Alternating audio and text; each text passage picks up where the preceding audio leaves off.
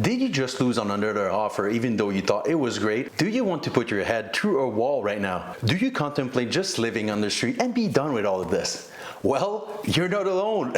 Ottawa is one of those cities that got hit pretty hard by the housing market increase of the past 2.5 years. Steady and high-paying jobs kept the market going through the pandemic, and add to that the massive influx of people fleeing Toronto and seeking refuge in Ottawa because Toronto is simply not affordable for most people anymore. My point is, it can be hard to get a house in Ottawa, so don't buy anything before you watch this video.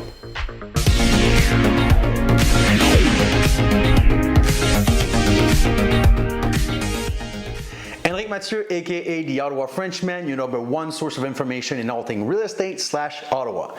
Okay, can we take a second to appreciate the upgraded image quality and lighting? Right? I'm upping my game for all the people watching this so you can see my face in higher definition. Not that anyone ever asked for that, but... Okay, you've watched some of my videos where I talk about how certain areas of the city are getting really expensive and how crazy the prices are. Question is, what can we expect for the second half of 2021 and beyond?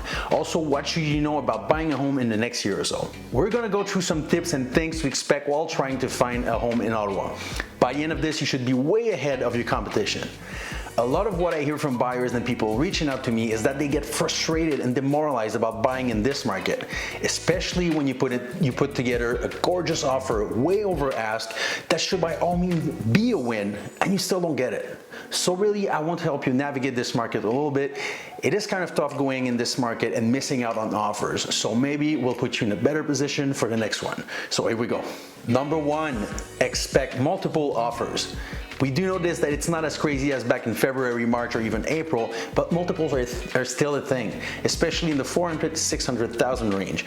There's ways to try and avoid multiple offers sometimes, but when you do get 10, 20 showings on a property, multiple offers are unfortunately still a reality.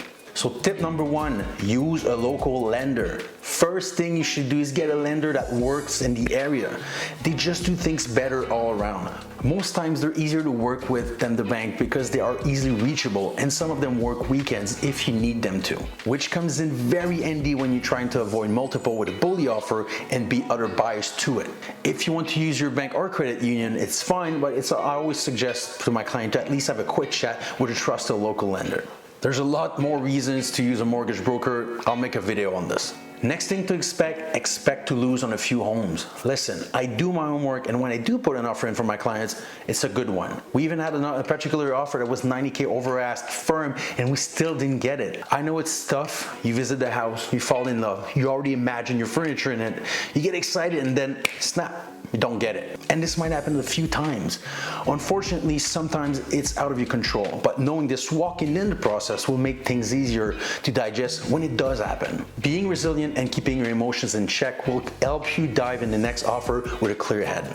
Another thing to expect, you will most likely overpay for your house. Now, that really depends on the type of property, the area, and the original asking price, but if we talk in general, offers over ask are still the most common situation out there. Like I said, the market is shifting a bit and is still trying to find its footing. And a shifting market like this one makes it hard to set a realistic selling price for houses. So we do see some houses going under ask, but not because it's a buyer's market, but because they were overpriced from the start. Townhouses, with the exception of certain neighborhoods, tend to sell closer to asking price and sometimes even under. Your agent will be able to tell you which neighborhoods to look into. Another thing that is hard to grasp for buyers is that listing price does not reflect closing price, which means that if you're looking online on whatever website and you see a house selling for $400,000, that house will not sell for $400,000. Majority of times it will sell over that. I had a client put an offer at asking price, no competition, and they still said no because they wanted more.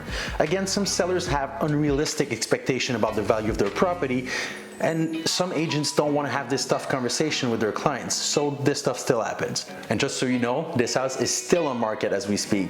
You know, we might resend our offer soon. I think they might appreciate it a bit more now. Second tip, now there's things that the buyers can do to make their offer stand out in multiple offer situation. The biggest things nowadays is to put in a firm offer. Firm offer means that there's no condition attached to it. So once it's signed by the seller, it's done deal. A lot can go wrong with that if you don't do your homework before going in without conditions.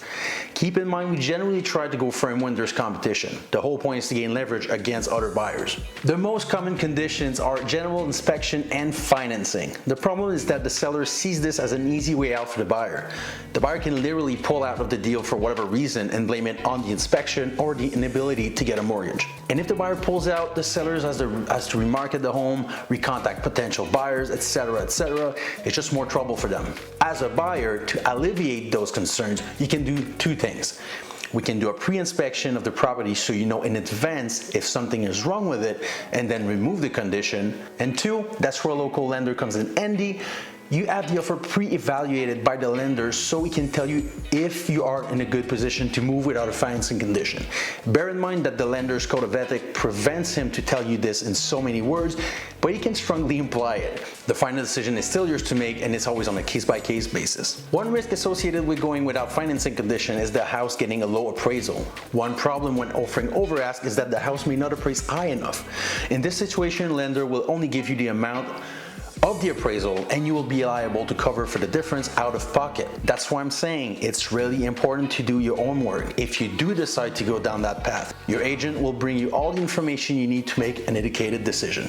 Next, that's something I had to explain quite a few times. Don't expect to get a deal in this market. The deal is you getting a house. I've had clients trying to put a lowball offer when the market was at its peak. And although some situations will call for a low offer, if the house you really want is expected to go in multiple, put your best foot forward, because usually the listing agent would only entertain the best 2 or 3 offers, if any. If this is really the house your heart desires, go strong. On the other end, if the house has been sitting on the market for a while and is not getting showings or offers, now that low offer might be the way to go. There's a lot of strategy behind this actually, so that's why working with an agent is a no-brainer. Oh no, we can't afford to work with an agent. Oh, it's paid by the seller, it's literally free for you. No, it's too expensive, so we can't. So to help you win, basically your agent should be in contact with the listing agent to get to know what the sellers really want. Sometimes there are other very important considerations for the seller other than money, and if you're willing to accommodate them, it might make your offer outweigh the others. For some sellers, selling quickly might be #1 priority. Some would like a rent-back agreement. Who knows? It is your agent's job to find this information about your offer up the list.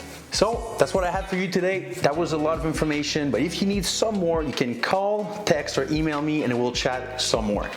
And on that note, I'm putting the work to make sure that you are educated and prepared to face your next real estate transaction. All I ask is a little like on this video, and if you don't want to miss a thing, subscribe and hit the bell so you can join us every Thursday for a new video. Questions, comments, go down below and I answer each one of them without a fault. Thank you for watching, and I will see you next week.